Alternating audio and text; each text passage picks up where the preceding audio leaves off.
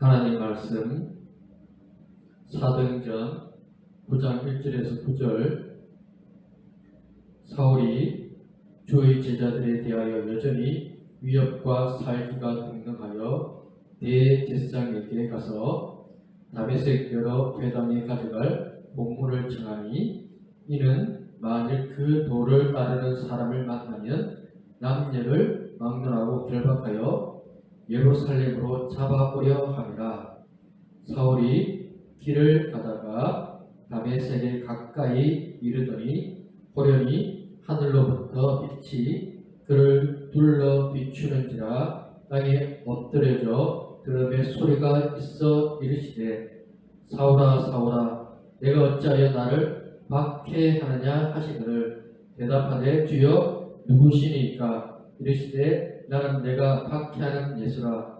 너는 일어나 시내로 들어가라. 내가 행할 것을 내게 이를 자가 있느니라 하시니, 같이 가던 사람들은 소리만 듣고 아무도 보지 못하여 말을 못하고 서 있더라. 사울이 땅에서 일어나 눈을 떴으나 아무것도 보지 못하고 사람의 손에 끌려 다메섹으로 들어가서 사흘 동안 보지 못하고 먹지도 마시지도 아니하니라. 아멘. 오늘 드라마에서 사람은 고쳐 쓰는 게 아니라고 하는 유명한 대사가 나옵니다. 사람은 잘 변하지 않습니다. 나이가 들면 들수록 더 변하지 않습니다. 사람의 생각, 성격, 이 모든 것들이 살아온 삶의 환경, 그리고 습관들, 그것이 오랫동안 지속되어져 왔기 때문에 그런 것입니다. 사람은 변하지 않는데 그 변하지 않는 그 모습으로 인해서 주님을 만나지 못하는 어리석은 모습이 또한 있을 수 있음을 우리는 또한 알아야 한다라고 하는 것입니다. 사람은 변하지 않습니다. 주님 말씀을 들으려고 하지 않습니다. 그 속에서 변화된 대표적인 사람이 바로 바울이라고 하는 사람입니다. 본문에는 사울이라고 되어 있는데, 바울은 이중 국적자이기 때문에 사울과 바울이라고 하는 두 가지 이름을 가지고 있는 사람이었으며 율법주의자였습니다. 그런 사람이 주님을 만나서 변화되어집니다. 그 전에 그는 살기가 등등하였습니다. 기세가 등등하여서 성도들을 잡기 위해서 예루살렘뿐만 아니라 다메섹까지 이제 대제사장의 공문을 받아서 잡아 가두기 위하여서, 넘기기 위하여서 다메섹으로 가고 있었습니다. 바울은 자신이 승리자라고 생각했습니다. 자신이 보았던 것, 자신이 이성적으로 경험으로 알고 있는 것이 진리라고 여겼습니다. 가장 무서운 사람은 잘못된 열정을 가지고 살아가는 사람입니다. 잘못된 것을 우기는 사람, 잘못된 길을 가면서 그 길이 맞다고 바득바득 우기면서 주님의 말씀을 방해했던 대표적인 사람이 바울이라고 하는 사람이었습니다. 그는 대단한 능력의 사람이었습니다. 실력도 갖추었습니다. 그런데 그 능력과 실력이 주님에게는 아무 쓸모가 없는 것이었습니다. 왜냐하면 자신의 욕망을 위하여서, 자신의 뜻을 위하여서, 자신의 영광을 위하여서 그렇게 살아갔기 때문에 그러는 것입니다. 이 세상 사람들, 대단한 보이는 사람들 얼마나 많습니까? 능력 많고 돈 많고 실력 많고 배경도 좋고 학력이나 학문이나 지식이나 모든 것을 다 갖춘 것 같은 사람들이 이 땅에 넘쳐나는 그런 시대를 우리는 지금 보내고 있습니다. 그런데 그들의 삶이 전부가 아닙니다. 그들이 아무리 좋은 기술이 있고 능력이 있다 할지라도 그것이 진리가 되는 것이 아니며 그것이 승리가 되어지는 것이 아니라는 것을 우리는 분명하게 알아야 됩니다. 바울이 알았던 것, 바울이 진짜라고 여겼던 그것이 사실 가짜였습니다. 그 손에 쥐고 있던 것이 아무 의미가 없는 것이었습니다. 그런데 그 잘못된 열정이 오히려 성도들 힘들게 하고 아프게 하고 주님의 말씀을 막는 그런 결과를 가져오고 있는 모습을 보게 되어집니다. 자기 모습은 그렇습니다. 세상은 이기는 것 같습니다. 그러나 그들은 이기지 못합니다. 주님이 이기게 만드십니다. 승리는 쉽게 있습니다. 우리 앞에 홍해가 있어도 갈라지고 여리고가 있어도 무너지고 다윗과 골리앗의 싸움에서 누가 보아도 골리앗이 이겨야 됩니다. 3m에 가까운 거인, 싸움에 익숙한 싸움꾼 골리앗, 다윗은 아직 어른이 아닙니다. 양치기입니다. 그런데 하나님이 양치기 다윗을 이기게 만드셨습니다. 세상에 기세등등한 그 모습에 우리가 짓눌리지 말아야 합니다. 그것이 전부가 아닙니다. 우리 인생을 둘러싸고 있는 힘들고 고통스럽고 아프고 괴로운 모습들, 그것에 짓눌리는 모습으로 살아가서는 안 됩니다. 그것이 이기는 것 같으나 이기는 것은 주님입니다. 주께 모든 것을 맡기고 주님의 뜻을 따라서 순종하며 믿음으로 살기 시작할 때 그 속에 놀라운 주의 역사가 일어나게 되어지는 것입니다. 두 번째로 보게 되어지는 것은 예수님이 바울을 만나셨습니다. 바울에게 말씀하십니다. 사울아 사울아 내가 어찌하여 나를 박해하느냐. 바울이 대답합니다. 주여 누구시니까? 이르시되 나는 내가 박해하는 예수라. 너는 일어나 시내로 들어가라. 내가 행할 것을 내게 이를 자가 있느니라. 바울은 주님이 죽은 줄 알았습니다. 십자가는 죽는 겁니다. 십자가는 단순한 죽음이 아니라 처형입니다. 제자들이 전하는 예수님의 부활 믿지 않았습니다. 사람이 어떻게 살아납니까? 십자가에서 물과 뱀을 다 쏟았습니다. 그것을 확인했습니다. 그런데 살아났다고 합니다. 거짓말이라고 했습니다. 사람들 예수 믿지 않습니다. 우리가 전하는 예수님의 말씀을 듣지 않습니다. 왜? 그들의 이성으로는, 그들이 배워온 것으로는 예수님의 부활이 있을 수 없는 이야기, 우리의 이야기가 허무맹랑한 이야기가 되어지기 때문에 그런 것입니다. 주님을 만나지 않으면 우리의 이야기는 헛된 이야기로밖에 들리지 않게 되어집니다. 바울도 마찬가지였습니다. 주님은 살아날 수 없습니다. 왜? 바울은 예수님이 그냥 사람이라고 생각했기 때문에 제자들이 지어낸 이야기라고 생각합니다. 우리가 믿는 예수님은 전능하신 예수님, 살아계신 예수님, 우주 만물의 주인 되신 예수님, 이 모든 것을 다스리시고 또한 생명까지도 주께 있음을 우리는 분명하게 알아야 되는 것입니다. 주님이 우리 가운데 함께 하십니다. 주님은 우리를 만나 주셨습니다. 주님이 우리를 부르셨습니다. 그때 참된 인간으로서의 가치와 존재를 알 수 있게 되어지는 것입니다. 세상에 잘난 사람들, 그들이 잘나면 얼마나 잘났습니까? 그들의 삶을 보시기 바랍니다.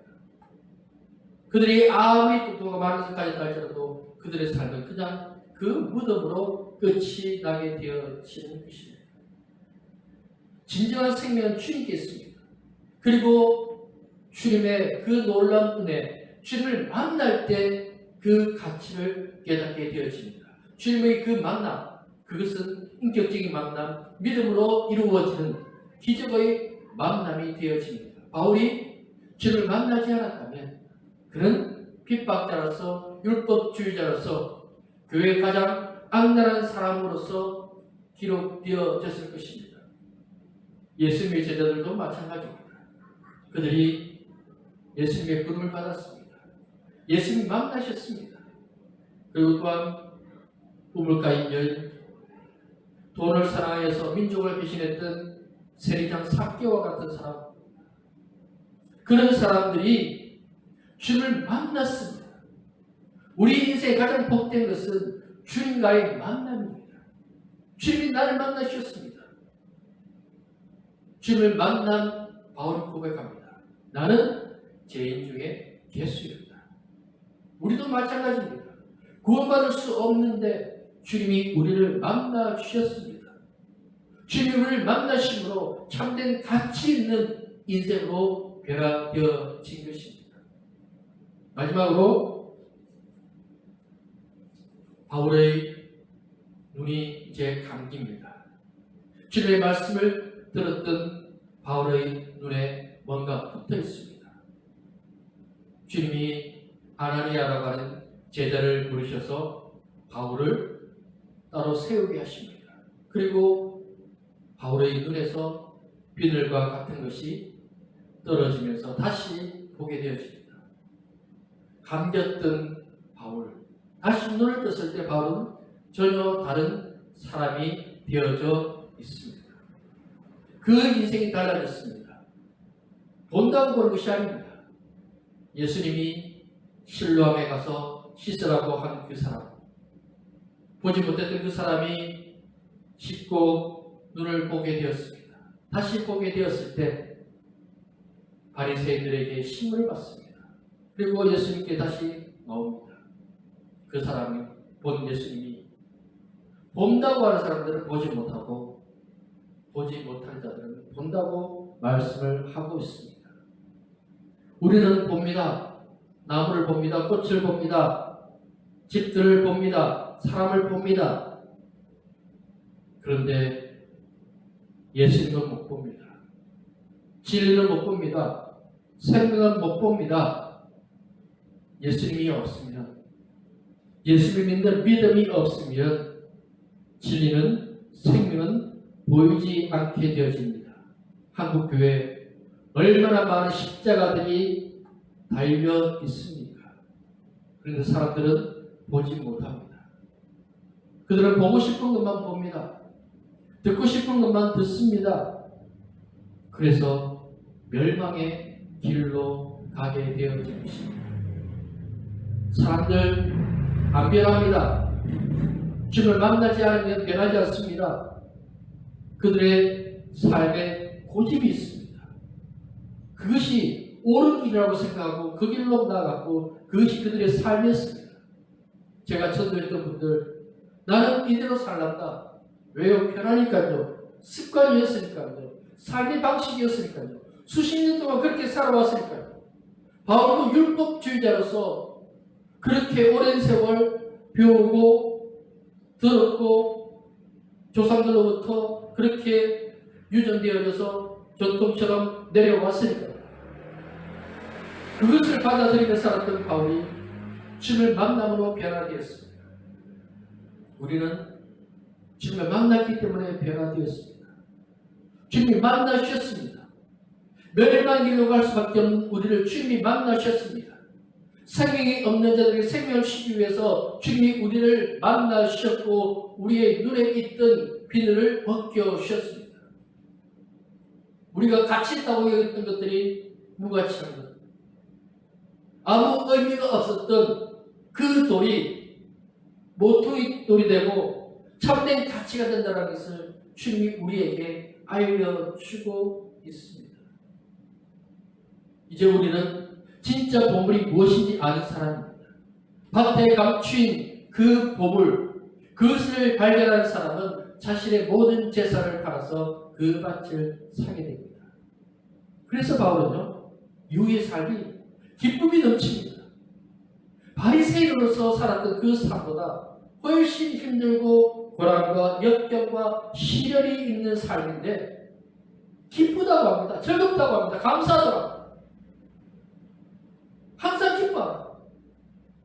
쉬지 말고 기도합니다. 범사에 감사합니다. 이것이 하나님의 뜻입니다.